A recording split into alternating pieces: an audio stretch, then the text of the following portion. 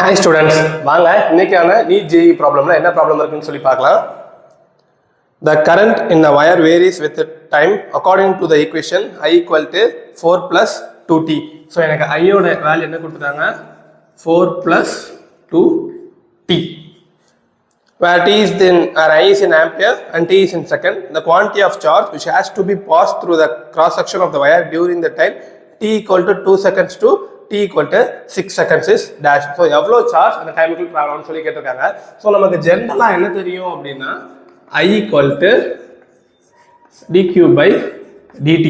So இப்போ எனக்கு என்ன வேணும் dq வேணும்னா என்ன பண்ணுவேன் I into dt. ஸோ அப்போ dq equal to ஐக்கு பதிலாக எனக்கு என்ன கொடுத்துருக்காங்க 4 plus 2t dt. சரியா? எனக்கு கொஸ்டினில் என்ன வேணும் Q தான் என்னன்னு கேட்டிருக்காங்க between time 2 to 6 seconds. சரியா? ஸோ அப்போ என்ன பண்ண போகிறேன் இன்டகிரேட் பண்ண என்ன வரும் Q equal to integral 2 to 6 4 plus 2t dt. சரியா?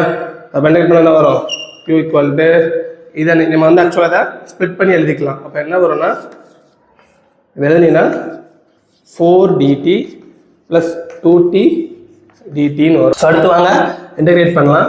ஸோ இப்போ என்ன வரும் 4 dt பண்ணால் 4t. சரியா?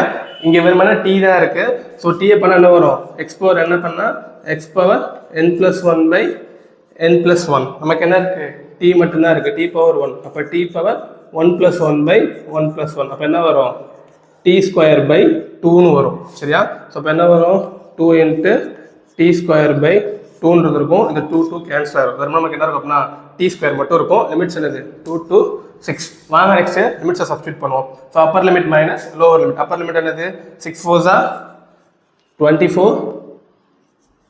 plus 6 6 are 36 minus lower limit என்னது 2. So 4 2s are 8 plus 2 square என்னது 4. So 24 plus 36. So 0 1 that will be 60. 60 minus 12. So that will be 48.